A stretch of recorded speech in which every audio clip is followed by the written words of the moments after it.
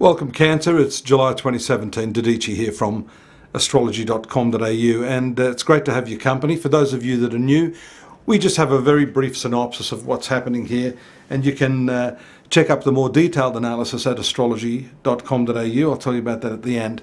But right now, 3 planets transiting through your sun sign. So this is actually the solar return for those of you born under the sign of the crab. That lifts your vitality, and as well, having Mars and Mercury there, your physical vitality and your mental acuity should also be affected.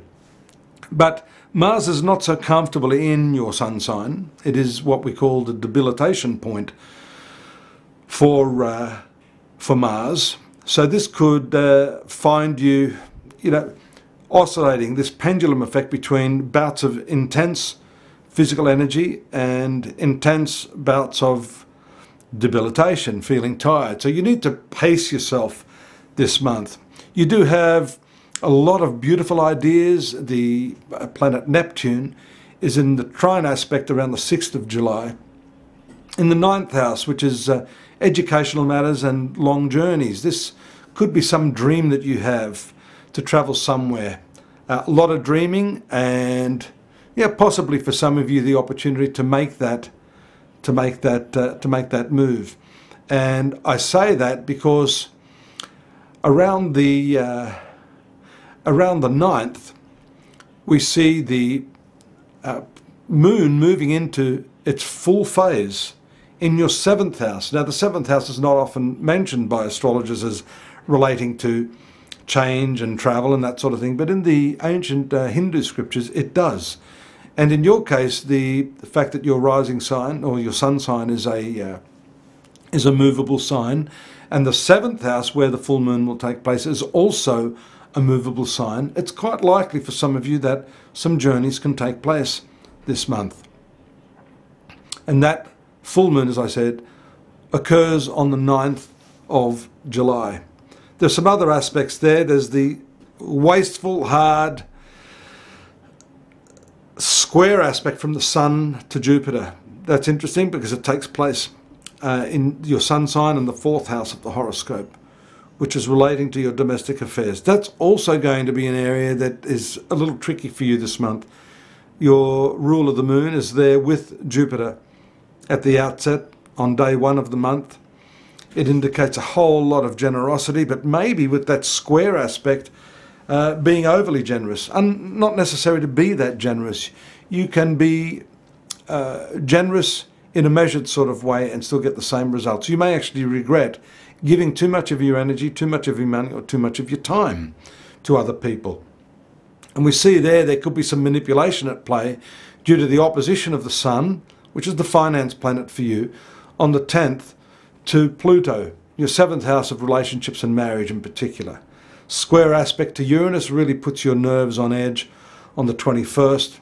But then we see the shift of the Sun, the ruler of the 2nd house of finances, into that 2nd house of finance in Leo. So that's going to bring with it some intense activity. On the 6th, Mercury is also there. So there's a shift from that 1st house, the sun sign, which is your own self, your own ideals, that sort of thing, to the 2nd house of finance, both by Mercury and by Sun. Mars won't move into that area until the 20th, but then that's also going to activate that. I would suggest that if you've got any negotiations over money, that you really smooth things over, get a clear understanding before Mars, the combative planet, moves into that 2nd house. Mind you, Mars is your friendliest planet, rules the 5th house and the 10th house of your horoscope. So it is fully equipped to do very, very good things. And moving in a friendly sign of Leo, although there may be some combative issues there with your partner, I think as far as your career is concerned, this is an extremely good, a good opportunity for you.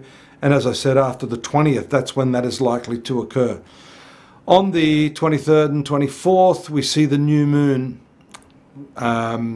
would you believe, taking place in your 2nd house. So new opportunities, a great transit to show a hatching of new plans, new ideas, new concepts that are going to take place for you under this transit. This is an exceptionally wonderful transit, I would say, even though it brings with it its belligerent aspect, its combative aspect. It still, on balance, is a very good transit to have, and one that brings with it some fortune in terms of your finances.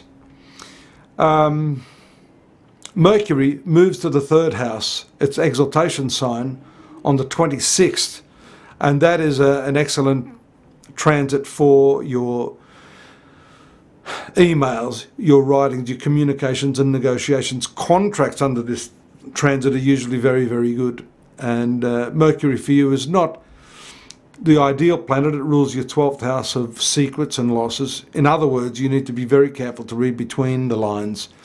Study the contracts that you are agreeing to in a lot more detail before signing on the dotted line. I look forward to seeing you next month, but you know, you should really take a look at astrology.com.au. I was talking to you about that at the outset. The daily, the monthly, the yearly readings are of importance, mainly because you can get everything in a context. You know, the day, the month and the year. There's still another 5 or 6 months of the year left. You should avail yourself of that, and naturally, if you need a more detailed analysis, you can consult with me or any of a number of our consultants that are available through our network. Look forward to your company next month. Take care now. Bye-bye.